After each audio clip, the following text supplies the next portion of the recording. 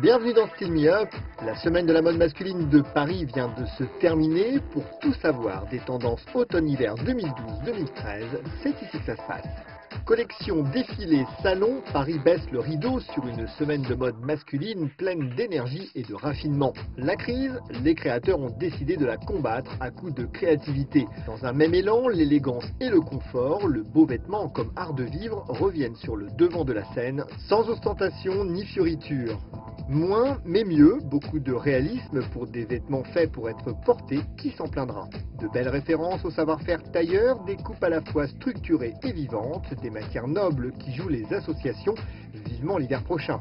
Alors pour ceux qui n'auraient pas suivi, petite séance de rattrapage. Entre Milan et Paris, c'est près de 100 défilés et autant de créateurs venus du monde entier. Des grands noms de la mode française ont présenté leur collection à Paris, Lanvin, Dior, Vuitton, Hermès, mais aussi des Anglais et des Américains comme Paul Smith, Thom Browne ou Rick Owens, et des créateurs venus d'Asie, étoiles montantes de la planète mode.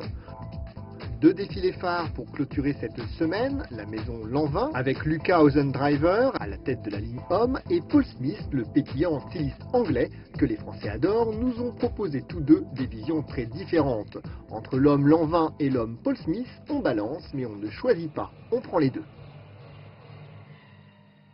Il ne les sollicite pas et pourtant les honneurs le poursuivent. Paul Smith, anobli par Sa Majesté la Reine d'Angleterre, vient de recevoir la médaille de Vermeil de la ville de Paris des mains de Bertrand Delanoë.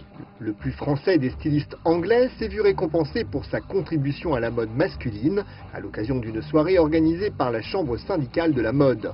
John Bernstein, fondatrice du célèbre magasin Braun à Londres, découvreuse de talent s'il en est, était récompensée elle aussi, main de son amie Suzy Menkes du New York Herald Tribune. Chez Paul Smith, la mode, c'est du plaisir avant tout. Une vraie gaieté qui se retrouve dans l'ambiance du défilé, dans les coulisses et qui séduit en période de crise. Last year, even during the very troubled times, we didn't have any impact on our sales at all. And so far we were showing in Milan last week, and we're in, of course, Paris now, and so far, you know, the sales are okay. Allez, cela va être l'heure de commencer. Sir Paul, quel est donc votre secret? My wife always gives me a rabbit every time, and hopefully it's in my pocket somewhere.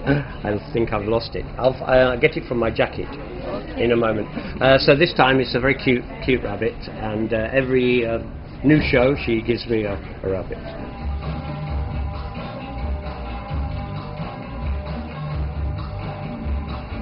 Ambiance Dipsy et quai des mers du Nord pour cette saison, moins d'imprimés pour un vestiaire plus sage qui décline le bleu marine, une collection que l'on portera facilement au quotidien.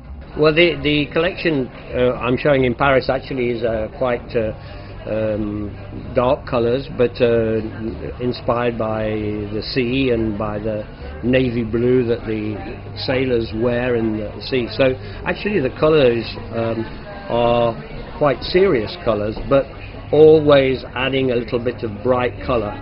So I think this collection is very wearable, easy to use, not so obviously happy as previous, but I was thinking that I should make a collection which is almost timeless, because I think people, if they're spending money, are more nervous about something which is just suitable for one night or 1 month or something. Le pull marine joue les superpositions sur un t-shirt fluo qui se laisse deviner ou dépasse très légèrement du pull au bas de la manche. Veste par-dessus et caban mixent les matières et les empiètements fluo ou ton sur ton pimentent l'ensemble.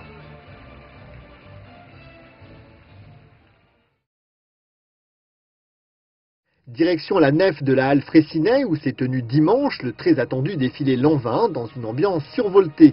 Étoile montante du prêt-à-porter masculin qui a fait ses classes chez Kenzo et Dior. Lucas Osendriver esquisse depuis 2006 la nouvelle silhouette de l'homme Lanvin, plus jeune et plus sportive, sous le regard bienveillant du directeur artistique de la maison Albert Elbaz. Ça fait 6 ans que je suis chez Lanvin. Au début, quand moi j'ai commencé, c'était un homme très classique. Je suis très content qu'il est toujours là. Le classique est toujours là. Et je pense qu'à côté, j'ai peut-être su apporter des nouveautés. Des pièces pour des hommes peut-être plus jeunes, un petit peu plus mode, qui ont envie de s'habiller sans être trop classique. Mais moi je suis surtout très content qu'on a gardé le vrai classique. Parce que même le défilé au début par exemple c'est des costumes assez classiques, mais on les a fait dans couleur. Donc il y a un optimisme dedans. À la fin c'est des costumes de mariage, des smokings mais portés avec des doudounes, avec des baskets. Là aussi il y a un optimisme. Et je pense qu'aujourd'hui c'est très important d'être optimiste. Graffiti de rose rouge à l'entrée, bande-son mêlant piano et musique techno, le décor est à l'image de cette collection entre tradition et modernité, revisitant avec brio les classiques de la maison. Il y a énormément de recherches dans les collections, en fait, on en voit dès le début. Il y a beaucoup de techniques qu'on a explorées qui sont nouveaux, des mélanges de matières, des traitements de matières, en fait. Il y a beaucoup de finitions au silicone, des matières laquées, des essais de silicone dans la maille pour donner un volume. Des essais de néoprène, des matières qui sont contre-collées avec néoprène. Il y a toutes ces techniques en fait qu'on utilise sur des vêtements des fois qui sont plus classiques, des fois qui sont beaucoup plus extrêmes de l'univers du sport. Et ce qu'on veut faire en fait, c'est proposer de nouveaux costumes, parce que je pense qu'il y a une vraie demande pour les costumes, mais pas des costumes qu'on portait nos pères, mais vraiment des costumes pour une nouvelle génération, des costumes qui sont individuels en fait, que c'est pas du tout uniforme, c'est presque l'opposé de l'uniforme. C'est des individus. Chaque garçon dans le défilé qu'on a vu, c'est un caractère. Donc il y a une quarantaine de garçons et chacun a un look. Pièce phare du vestiaire Lanvin, le costume s'adapte donc à chaque personnalité, on change de coupe comme d'humeur. Envie d'un vestiaire plus pointu et moins vu, direction le Tranoï où Armand et Michael Adida, dont la réputation de dénicheurs de talent n'est plus à faire, ont présenté près de 140 marques à découvrir venues du monde entier. Ce qui va compter dans la sélection, par rapport aux critères de sélection, ça va être avant tout de rechercher l'authenticité du créateur. Il est important qu'il y ait une histoire qui soit derrière, que son inspiration soit quelque chose qui apporte une valeur ajoutée en fait. Pas seulement à la collection, pas seulement au créateur, une valeur ajoutée à l'analyse qu'on va décrypter de la société, des tendances au travers d'une collection. On évite les sentiers battus et on va trouver des perles rares qui font qu'aujourd'hui, Paris, capitale de la création, on va retrouver le plus important, le plus pointu d'un marché assez disséminé. Et c'est là que le salon, le Tranoï, arrive à avoir tout son apport en regroupant ces gens-là et en permettant aux acheteurs de ne pas faire ce travail que nous faisons, de parcourir le monde pour trouver ces créateurs-là et de les retrouver sur un plateau pendant ces quelques jours. Alors que faut-il retenir de cette semaine? 2000 ans à Paris zoom sur deux tendances très 2012-2013. Fini le vestiaire androgyne, la virilité s'assume pleinement, confirmant le mouvement initié lors de la présentation des collections de juin. Veste tailleur, par-dessus inspiration Bad Boys, les références à l'éternel masculin se multiplient. Plus de souplesse et de confort, un peu de douceur dans un monde de brutes. Depuis le temps qu'on en parlait, il fallait bien qu'elle finisse par arriver. La fourrure fait une entrée très remarquée, de la peau lainée à la veste, en passant par le par-dessus, les cols ou les échappes, il y en a partout. Travailler dans un esprit plus masculin, avec des bords francs, on peut l'adopter sans hésiter. Reste plus qu'à souhaiter que l'hiver sera froid.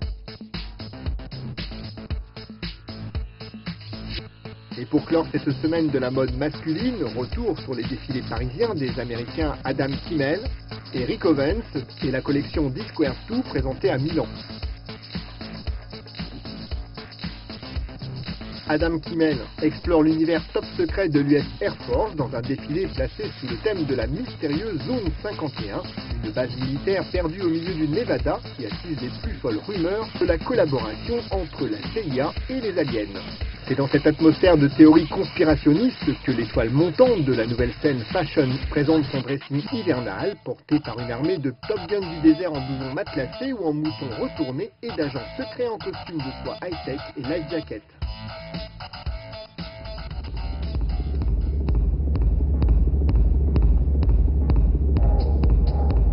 De son côté, Rick Owens propose une collection épurée à l'extrême avec des silhouettes graphiques taillées au couteau. Veste croisée à un seul bouton, pantalon ample à taille haute, col roulé montant et redingote étriquée, Le vestiaire de l'automne et de l'hiver prochain sera très monacal chez le styliste américain.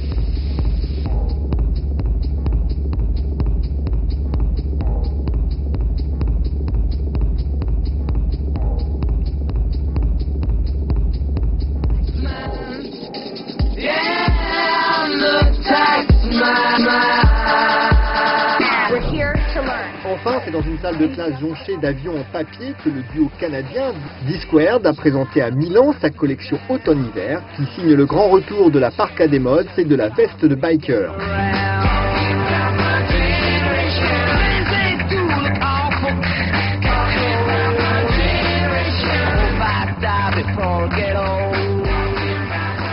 Voilà, vous savez tout sur les tendances de l'hiver prochain. Film Me Up, c'est officiellement terminé pour aujourd'hui. On vous retrouve la semaine prochaine, mais d'ici là, surtout, ne lâchez rien. No money for the school, so the kids get